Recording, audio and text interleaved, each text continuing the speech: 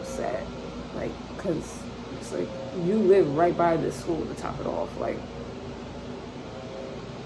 you couldn't even just like show up for me. So at 16, I was doing too much, and basically I ended up pregnant.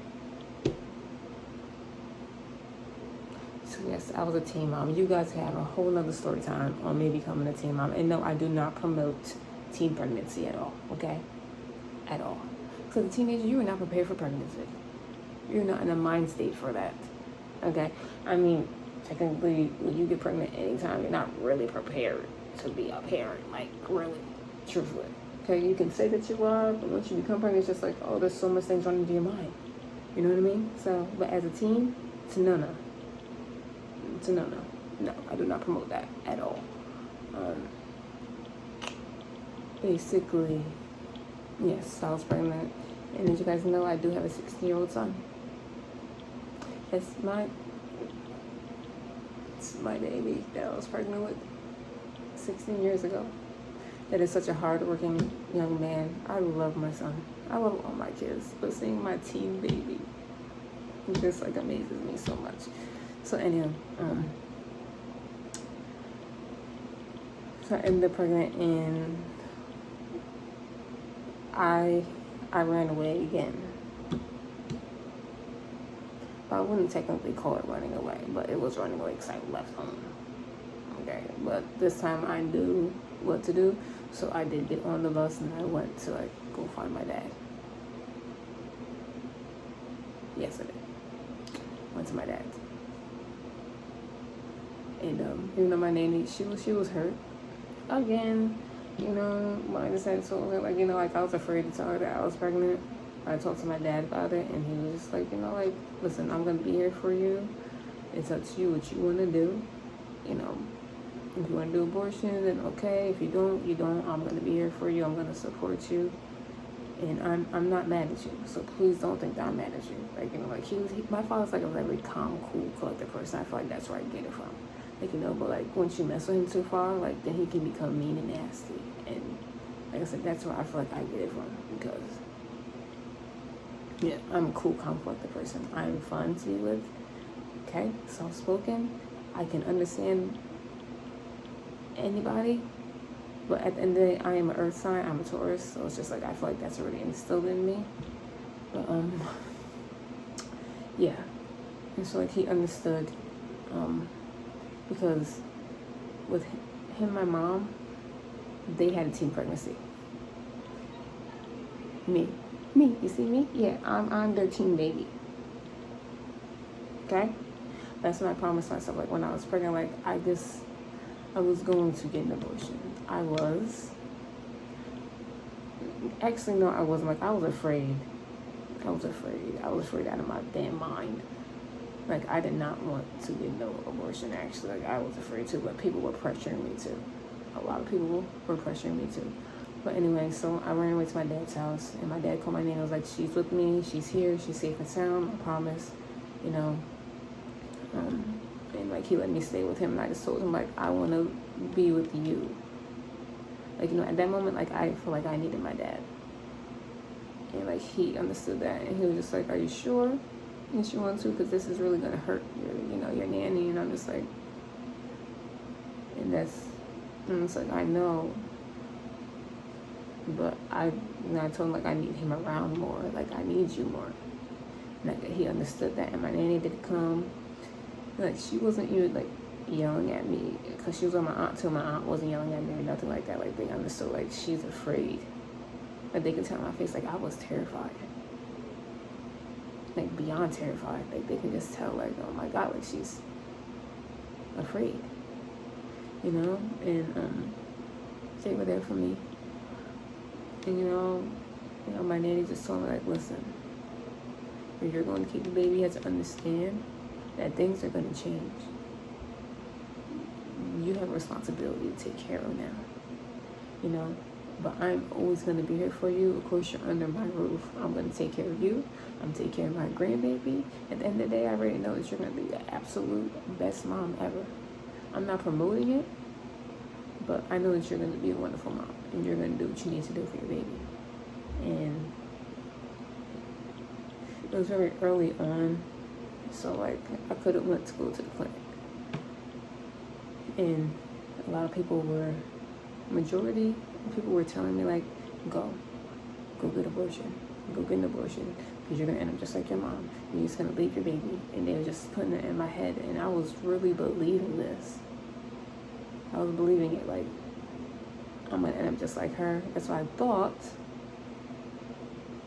And then one person sat me down, which was my uncle.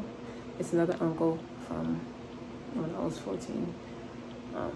But he sat me down, like literally sat me down, and I don't ever see him cry, like at all. But my uncle don't play about me. That's one person I know that don't play about me. And he like sat me down. He just told me like, listen, please do not get an abortion. I know that you can do it. Yes, this will be hard, but you are stronger than you think. You are way stronger than you think. And I'm here to support you.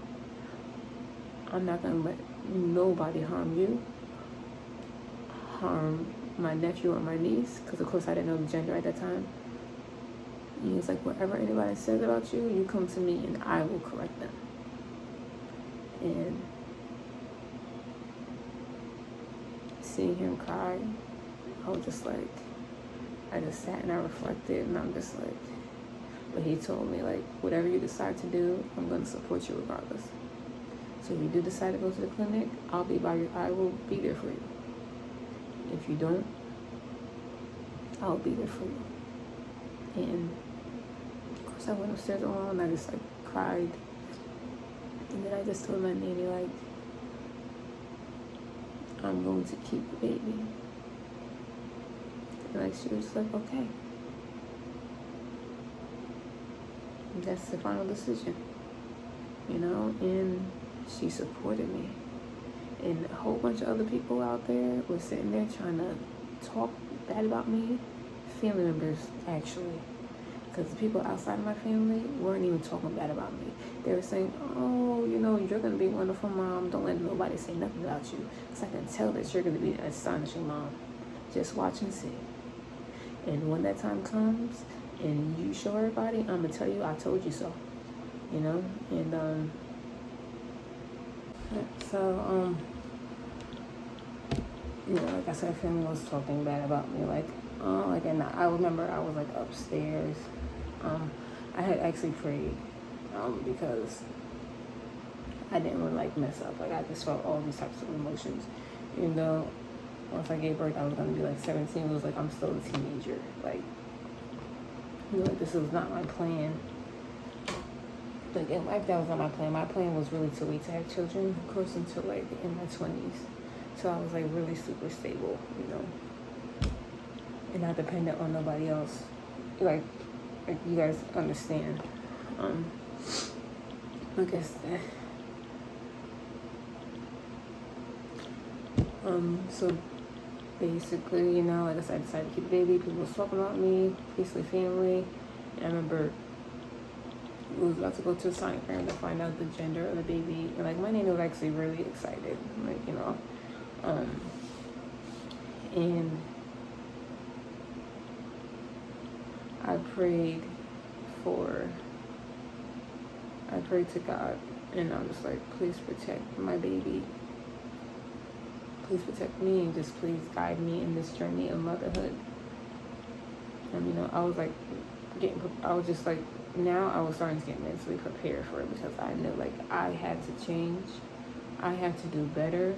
I cannot be doing things that I was doing before. Like I had to really change up. Like yes, I can still sit outside and just like, sit and hang out with friends, but I cannot be doing all this and that. Running away. I cannot do that, because I cannot do that to my kid. I cannot do it to my child. I promised myself once I became a parent, I was going to 100% be there. I would not leave my baby. I'm mom. Nobody else is mom. And I'm going to do that. And literally that's what I promised myself.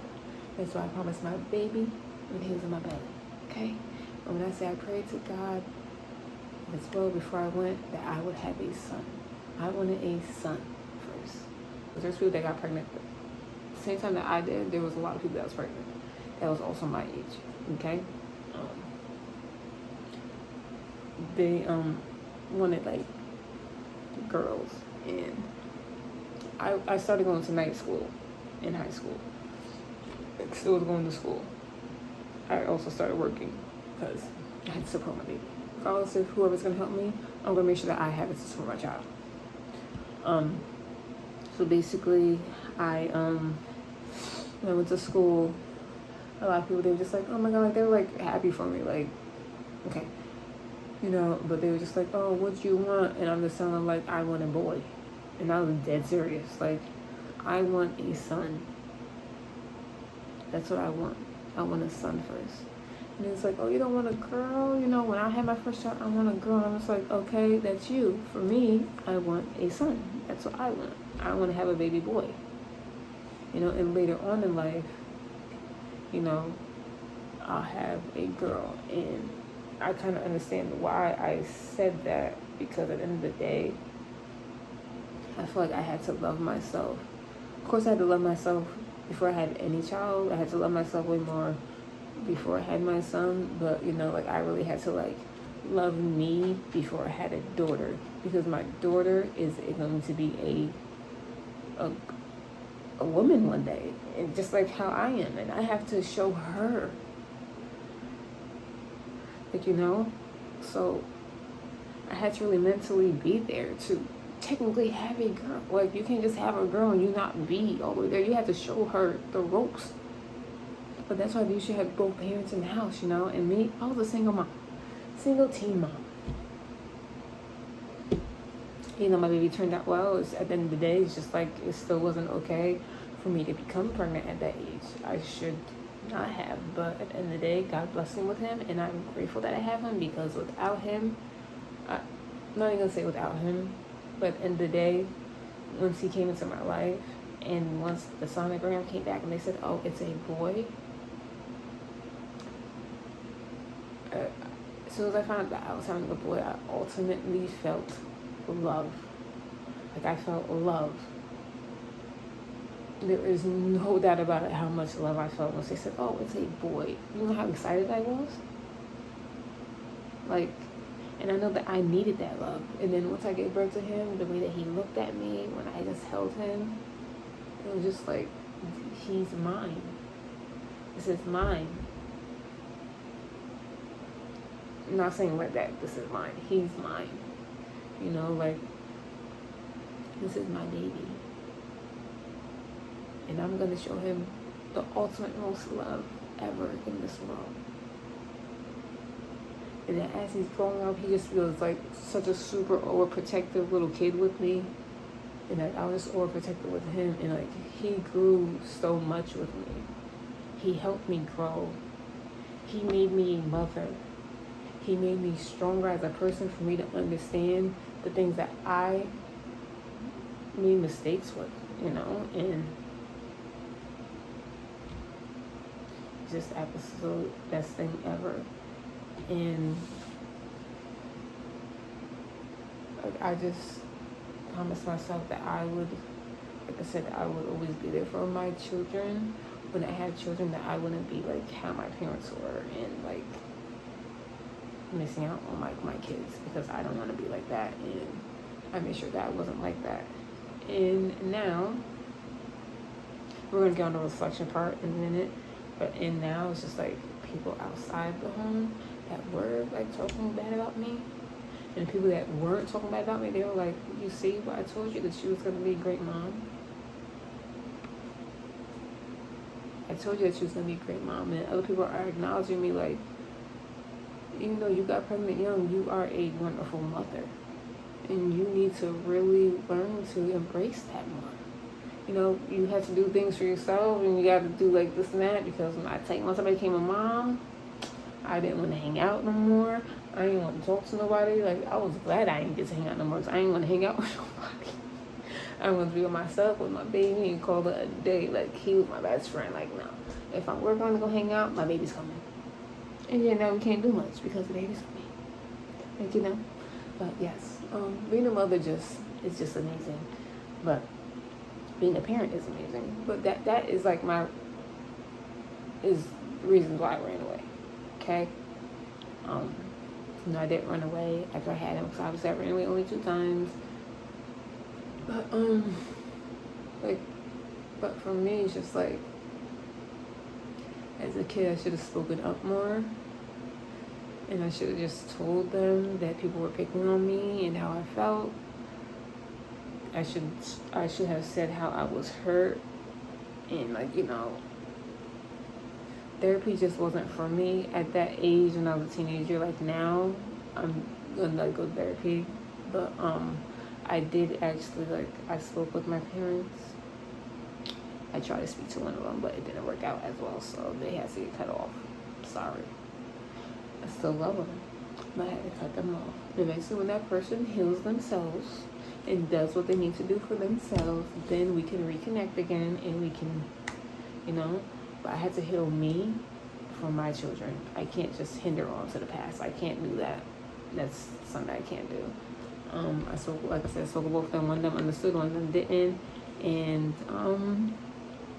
in all honesty, I forgive both of them, because this made me stronger as an individual. Even though, yes, I shouldn't have had to go through that.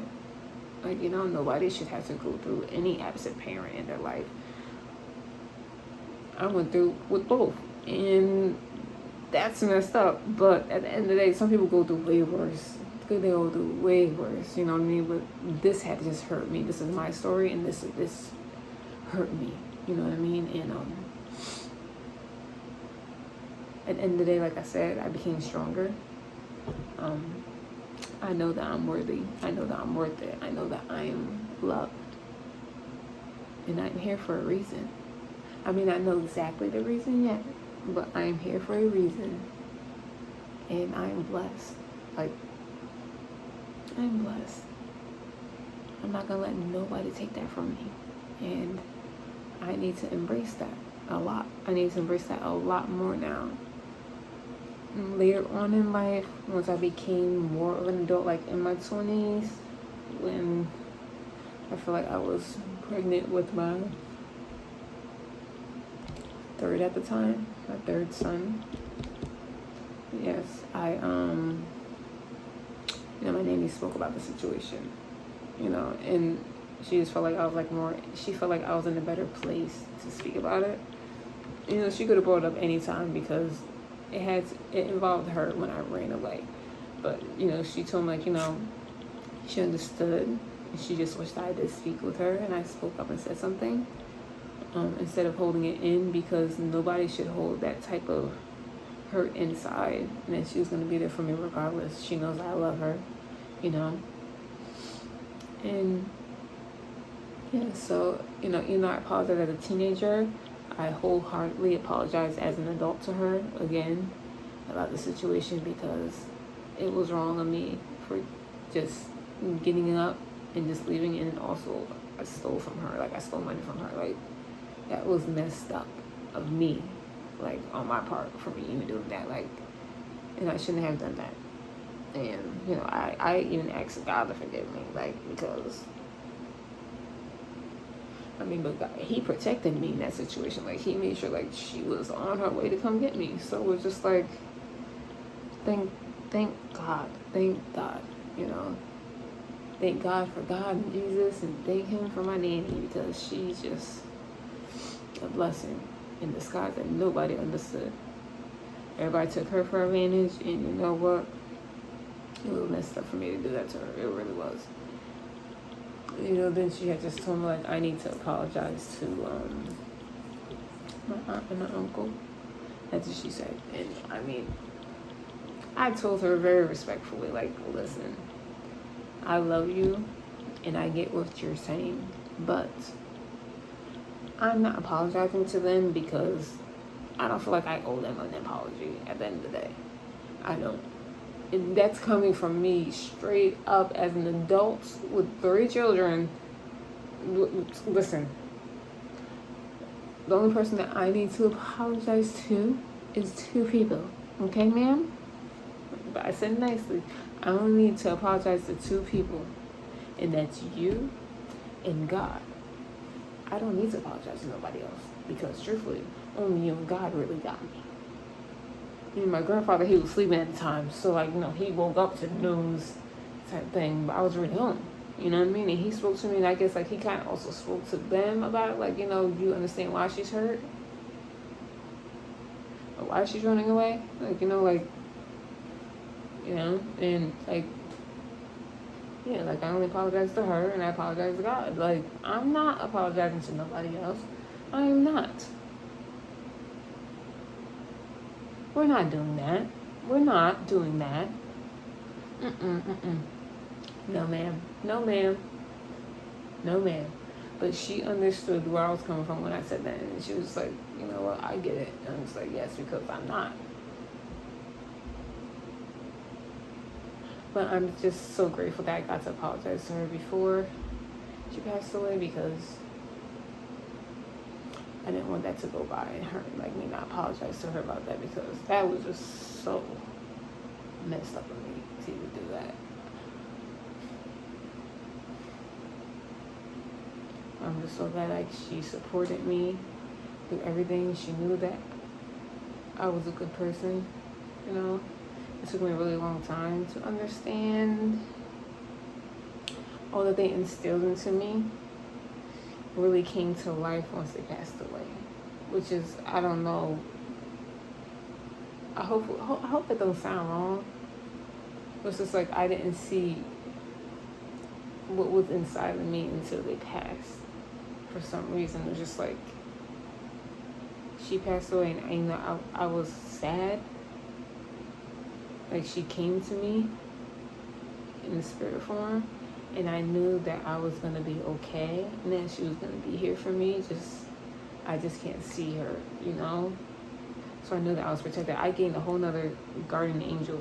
Like, I gained a whole nother spirit guide, because it seems like, and then my grandfather passes away, and then, like, the way that, like, he had grabbed my hand, held my hand before he passed, it was like I just felt something, and when he had grabbed my hand, like, you have to be strong. You have to be the strong one, because they are not strong. You are strong, me and your nanny instilled that into you, because he couldn't really talk when he was, and it's just like I understood that, and I also seen him after he passed away in the spirit form, telling me that everything's gonna be okay. I'm strong. I have to be the rock of the family, you know what I mean? And I understand it now. I do have to be the rock for the family, because I was that rock, but I also have to really be the rock for my small family that I have. My family is small because it's 6 of them. Okay, it's 6 kids, but yeah. I know that I had to be strong for them. And in a sense, I feel like my nanny came back as my daughter, because my baby, because she looks just like her. And she acts just like her. And she is super attached to me. She don't like nobody touching me. I don't get it. Yeah, I feel like that's my nanny reincarnated, but, soul ties, me and my nanny's connected like this. She just came back to me. Then I'll come back to her. It's just like a pattern. But, yeah, all in all, it's just like, that was a life lesson that just taught me a lot. That's just like, like, when you think that you're grown, you're not grown. When you're going through something, sometimes you don't want to speak about it, but sometimes it's best to speak about it, And when you feel like you're unheard, speak to somebody else about it. Don't just hold it in. Either write it down or anything like that. I learned that when I got upset and I felt a certain type of way and was getting depressed, I would write it down and just, like, crumble it up and, like, burn the paper and let it go. I'll pray to God. I'll talk to my friend. Like I said, my friend that went through the same situation as me, I would talk to her about the situation. And, we'll be there for each other. Like, I didn't really ever have thoughts of trying to, like, harm myself or anything like that. Like, I'm too afraid to do that. I'm way too afraid to do that. I feel like that's why, like, I ran. And that was me trying to run from my problems and not face them. And I had to learn to face my problems. And, you know, it made me a stronger woman. It made me just realize more about myself. And I'm proud of me.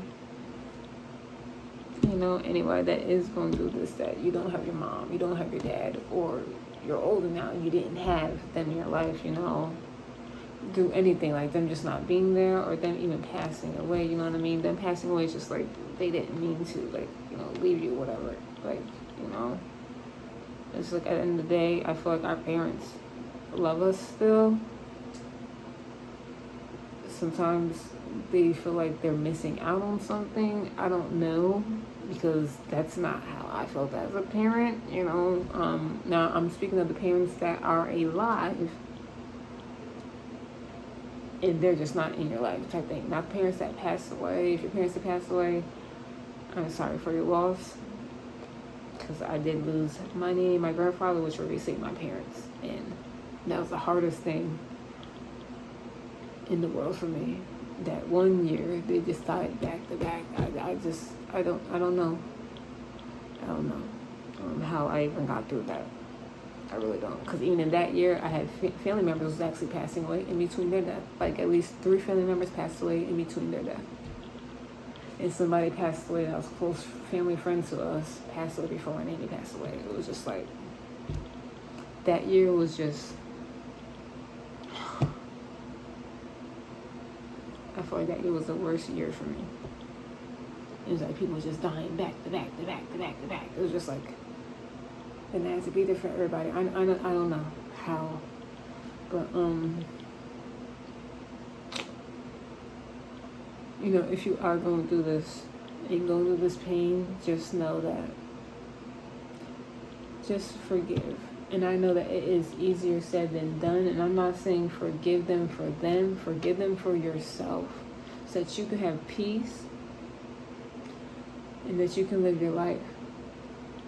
Because even if you have children or you don't, or you plan on having children, you don't want to pass that on to them, because they don't deserve that, you know? They don't, because you could either end up like them or you could not be like them. Like, you know what I mean? And it's I'm being real. Truthfully, it's honest. You could be like them or you may not be like them. For me, I'm not like them. And you may not be like them, you know what I mean? You may make sure that you're not like them. But at the end of the day, sometimes we still have traits of our parents in us, but we're not gonna leave our babies at the end of the day. But don't let it just fully affect you. If something is bothering you, just speak up. You know, just speak up, please. Speak up. Don't let yourself get so depressed to where you are trying to harm yourself, where you're running away from home, because that affects the person that does truly, truly love you at the end of the day. You're hurting them, but you're also hurting yourself in the end. And that's not okay, because you're worthy. You are lovable. You are not put here for no reason. You're here for a whole reason. And me as a person, I'm letting you know that you can make it through. It's going to be hard. It's going to take steps. Yes, it can take years. It can take months, depending on how you really have to heal. But a little baby step, that's progress. You don't have to take a big giant step how other people perceive it to be. I hate when people do that. They try to make it sound like, oh, you got to take a big giant step. No, you don't. You can take a little tiny centimeter step, a little inch step. That's progress. That's progress. Because everybody heals in their own way. Everybody has their own trauma that you had to heal from. Okay? Even if you have kids and you're still healing from trauma, it's okay. Heal from that trauma. Heal from it. You deserve to. You are loved by somebody. By people. Okay? You are loved. And don't let anybody take that from you. Don't let nobody take your spark from you. Don't let anybody make you feel belittled. Don't let nobody make you feel any type of way. At the end of the day, wipe your hands clean with them. Wipe your hands clean with them, okay? and tell them to get to going, because you're in the healing process and you don't got time for that. If they don't want to help you out, like, they don't have to really help you with your journey, because nobody can help you with healing except for you, except for the person inside at the end of the day, okay? You may be healing that little girl inside you or that little boy inside you that you're trying to heal. Okay? There is days that I have that it's just like, when somebody triggers me, and I'm a calm, collected person, but when somebody triggers me, it's just like my old self and my new self is just tussling inside. Like, how are we going to handle this situation today? How are we going to handle this situation? Because the old me is ready to handle the situation, ready to just flip out because of the trauma that she's been through. But it's just like, no, that is not the grown way to do it. Walk away. And it's hard to say it. It's hard to do it. But walk away. I'm going to end the video here because this video was long enough, because I keep on going on and on and on and on. I can do a whole nother video about my mental health and just truthfully how I really healed myself with my mental health, because I didn't really explain that. But I did explain my teen pregnancy in this video anyway, so yeah. So I just hope that you all have a wonderful day, and that you all just stay blessed. Pray. I will pray for you. And, just please be safe and just acknowledge yourself. And, like I said, reach out to people. You guys also reach out to me. Hey, I don't mind talking. So I will help you heal. I may not know you, but I will help you heal if need be. Okay? Yes, I will. So, I hope that you all have a wonderful day, wonderful week, a wonderful rest of the year, a wonderful life in general. And I just encourage just so much, like, wealth and positivity and peacefulness onto your families. I just want you guys to all be okay, and just, not every day you're going to smile, but I just want y'all to be okay at the end of the day. So I'll see you guys in the next video, and you guys stay blessed.